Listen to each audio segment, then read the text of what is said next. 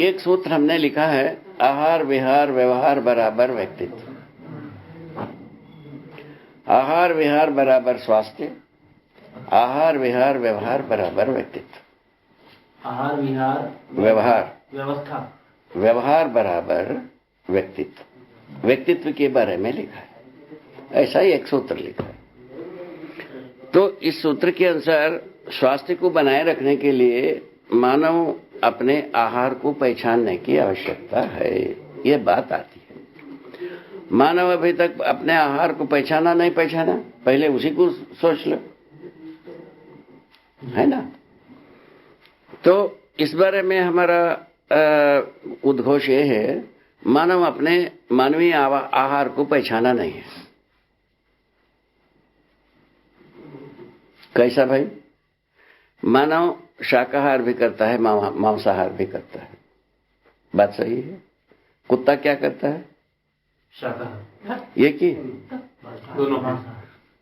दोनों इसको बुद्धि सिखाओ। दोनों करता है। क्या करता है? कुत्ता क्या करता है? दूध रोटी भी खाता है, मांस भी खाता है।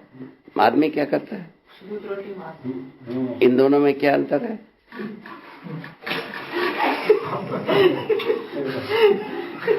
मैंने आपको प्रकृति सहज विधि से पूछ रहा हूं, इसमें हमारा कोई आरोप प्रत्यारोप की कोई आशंका नहीं है, ना किसी के पक्षधर हो प्रतिपक्षधर हो, ऐसा भी नहीं है। मैं इस बात की घोषणा किया, मानव अपने आहार विधि को पहचाना नहीं है,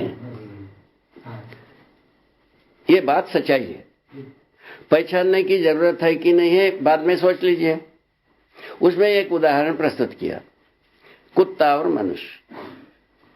कुत्ता कैसा आहार करता है और मनुष्य कैसा आहार करता है। ठीक है, ठीक है, ये बात पूरा हो गया। यहां सोचने की बनती है, आहार विहार को हम स्वयं यदि नहीं समझेंगे, कुत्ता भी संवेदनशीलता में घूमता ही है और मनुष्य भी संवेदनशीलता में ही घूमता है, उसमें भी कोई अंतर नहीं हुआ। अंतर हुआ? नहीं हुआ। आहार में भी अंतर नहीं हुआ। यदि विहार को, यदि हम संवेदनशील विधि को ही हम विहार माने, और कुत्ता की विहार में मनुष्य की विहार में क्या अंतर हुआ? सोचने की मुद्दा है, हमारा कोई इसमें रिकमेंडेशन नहीं है। मैं तो तुलनात्मक विधि से आपको ये दो कंपैरिजन के लिए आपके सम्मुख प्रस्तुत किया। ठीक है, संवेदनशील विधि की सीमा में कुत्ते बिल्ली से और मनुष्य की संवेदनशील विधि से कोई अंतर दिखता नहीं है। ठीक है, और आहार में अंतर दिखता नहीं है। तब क्या किया जाए? मनुष्य अपना आहार पद्धति को पहचाना माना जाए, नहीं पहचाना माना जाए। इसी आहार विधि को भांति भांति व्यापार में आदमी लगाता है, कुत्ता नहीं लगाता है। यहां से डिविएशन हुआ। व्यापार कार्य में भांति भांति विधि से लगाता है आदमी। किस बात को? डब्बा में बंद करके। क्यों बाबा? ठीक बात है। वो करके जंका मंका करके इसको व्यापार में लगाता है। किस बात को? आहार को। कुत्ता वो धंधा नहीं करता। यहां से मनुष्य और कुत्ते के अंतर यहां से शुरू हुआ।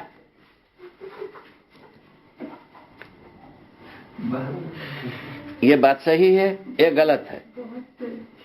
तो अब क्या किया जाए? अब इस स्थिति में हम क्या घोषणा करें? मनुष्य अपने आहार पद्धति को पहचाना माना जाए, नहीं पहचाना माना जाए।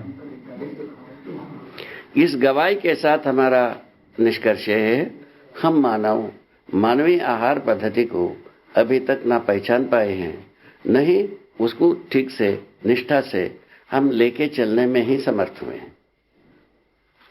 हम कितने वर्ष पीछे हैं, कितने वर्ष तक हम संभल पाएंगे, आप सोच लीजिए। इस बीच में धरती में बीमार हो गए, झंझटियां पैदा हो गए, अब क्या करोगे? धरती बीमार नहीं होता अपन इंतजार करते हैं, हाँ भाई आगे युग में होगा और उसके आगे युग में होगा, उसके आगे युग में होगा। अब धरती बीमार हो गया तो हम कहाँ तक इंतजार करें, क्या कर डालें? ये भी एक पुराण पंचांग निकलता ही है। ठीक हो गए? यदि ये सच्चाई है, यदि ये झूठा है तो इसको माना ना जाए, सच्चा है तो ये सोचने की मुद्दा है। ठीक है? आहार विहार को हमको पहचानना ही होगा।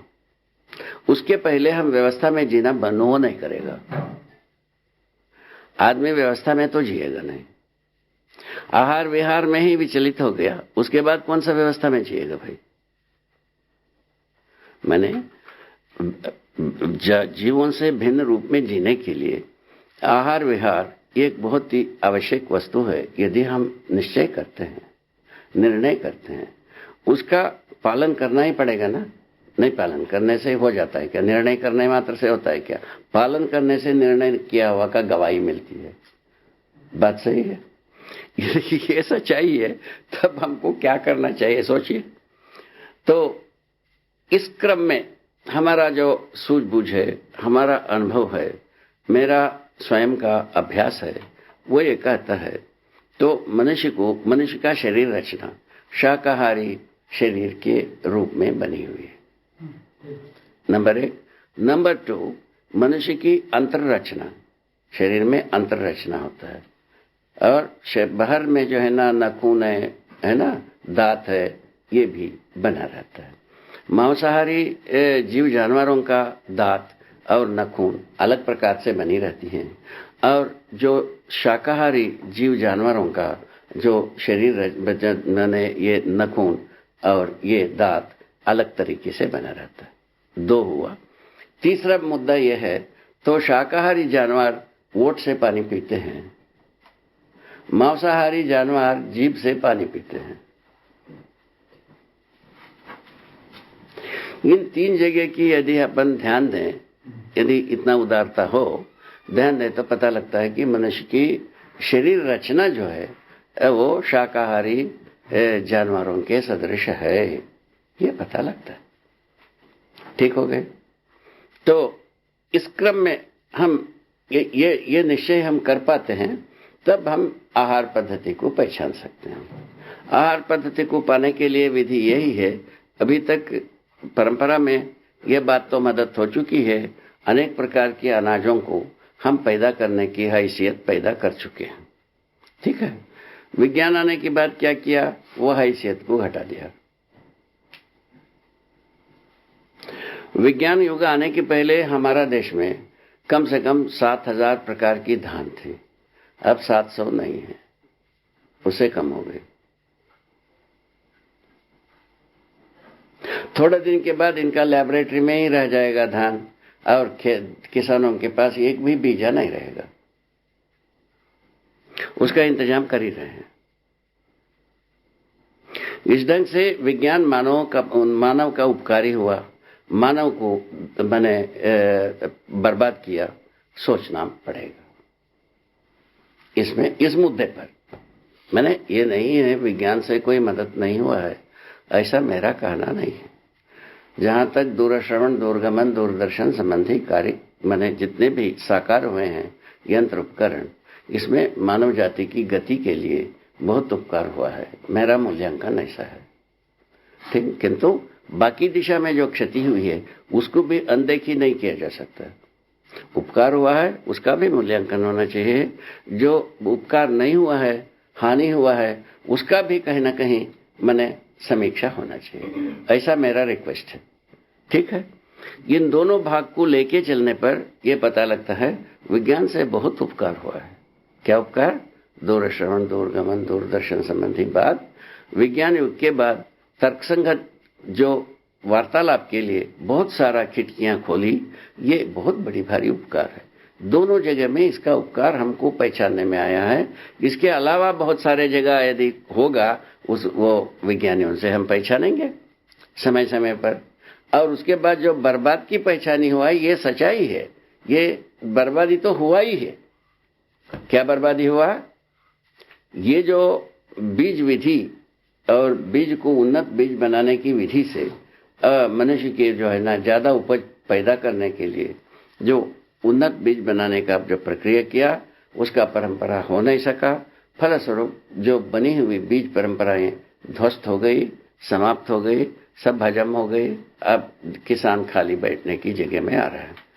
तो इसमें दो ही मुद्दा है, किसान पुनः अपने जागृति को पैदा कर लें, अपने खेत में होने वाली धान बीजा वगैरह कुछ भी उसको अपने में संरक्षित करें।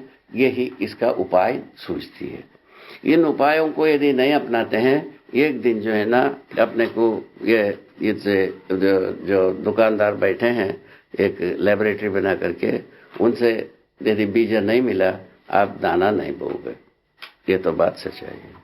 इस जगह में आने वाले हैं दिन, इस पर तो ध्यान देना चाहिए। ये दूसरा, जो विज्ञान विधि से हम आहार निर्णय कर नहीं सके, क्या अड़चन हुआ, वो उसमें भी एक अड़चन पैदा किया। क्या अड़चन पैदा किया पूछे तो अड़चन का स्वरूप ऐसा देखा गया, जो मांसाहार शाकाहार का समानता को विज्ञान ने प्रतिपादित किया, क्योंकि विज्ञान विधि से मांस को परीक्षण करने पर भी पुष्टि तत्वों का पहचान होता है, इसमें दो राय नहीं है। क्योंकि शरीर में पुष्टि तत्व का उपयोग होता है, मांस के रूप में वो परिणत होता भी है, इसको हम अच्छी तरह से जानते ही हैं। वो ही पुष्टि तत्व वनस्पतियों में भी मिलता है, ये भी बात सही है। जो वनस्पतियों को सेवन करते हैं उनमें भी पुष्टि होती है, पुष्टि तत्व रहता है। जो मांसाहार करते हैं उनके शरीर में भी पुष्टि तत्व हुआ करता है। ये इसमें तो समानता दिखाई पड़ती है। क्योंकि इसके मूल में जो है, जो इसके मूल में जो मूल तत्व है जीवन और जीवन मानसिकता के ऊपर है। ये अभी आगे की जो कुछ भी हमारा मंतव्य है वो मानसिकता के अर्थ में है। मानसिकता शोषणवादी होना, हिंसावादी होना नहीं होने के आधार पर, और संपूर्ण मांसाहार प्रक्रिया आदमी को शोषण हिंसा की ओर ही प्रवृत्त करता है। हिंसा और शोषण मानव के लिए अत्यंत हानिप्रद प्रवृत्तियां हैं। ये सब परिवार में भी हिंसा और शोषण वो हानिप्रद है, और समाज में भी हानिप्रद है, और व्यवस्था में भी हानिप्रद है, परस्पर देश के साथ भी हानिप्रद है, परस्पर समुदायों के परस्परता में भी हानिप्रद है। इस बात को अपन अच्छी साधारण मन से ही इसको पहचान सकते हैं। इसके आधार पर मांसाहार शाकाहार की पुष्टि तत्व के आधार पर समानता को बताकर ये सिर का दर्द पैदा किया। इसमें मानसिकता का पहचान ना होने का ही फल रही है। विज्ञान विचार से, जीवन से और बने शरीर से अलग अलग कोई चीज है, ऐसा कोई सोचने की तरीका ना होने से इस प्रकार की महानतम गलती कर बैठा। इतना ही बात है।